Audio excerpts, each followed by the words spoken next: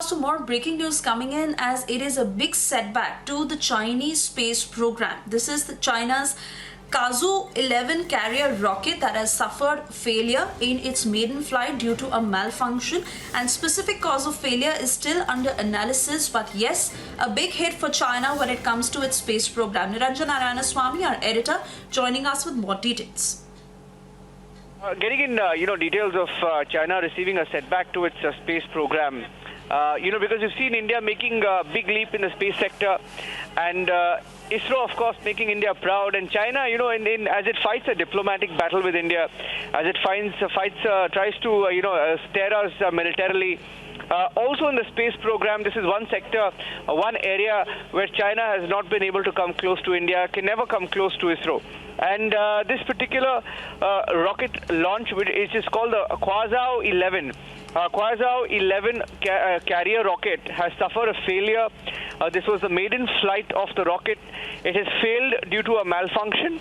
It's a setback to the Chinese space program because they had pinned high hopes on this rocket carrier. And the specific cause of the failure is under further analysis, according to the Chinese media. But what I can tell you about this particular launch is that this came in after the Chinese Aerospace Science and Industry Corporation, so that's their equivalent of ISRO. What has happened is, after two successful launches that they had of the military variant of Quasar 1, their equivalent of ISRO had developed further variants of the military variant of the Phaeton 1, and while retaining the name Quasar until the end of 2016, they named it Quasar 11. They said it's still in development and had a payload capacity of 1 ton. And currently, the Chinese Aerospace Science claimed that they were making Quasar 1 and had earlier planned to launch it around 2017. So there's been already a delay of about 3 years. And after a 3-year delay, they've tried it. And according to details available on the media, Quasar 11 has a larger diameter and a stronger capacity, and it was supposed to be able to place a 1 metric ton payload into a sun synchronous orbit at an altitude of 700 meters. The Quasar, which is derived from the launch vehicle for Chinese anti-satellite weapons. Anti-satellite weapons and mid-course missile defense interceptors, is a solid-fueled 2-diameter rocket and can loft a 1-ton payload to a sun synchronous orbit. So it's a setback also. It's a setback also to China's plan of building an anti-satellite weapon. It was meant to be used in anti-satellite operations, and it has received a big setback. And this was a state-sponsored program. It was supposed to be a maiden flight. The maiden flight has launched today at 9:47 GMT time. The flight was launched, and it's now failed. It's now failed completely. The first flight of it was supposed to be the first flight of the new solid launcher, which was developed by X Space, which is a subsidiary of CASIC, which is their equivalent of ISRO.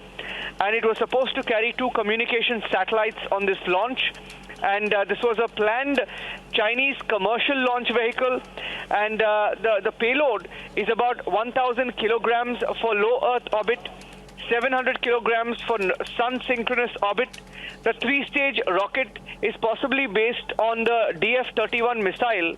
It consists of 3 solid-fueled stages, and the principal diameter is about 2.2 meters, and the launch weight is about 78 tons.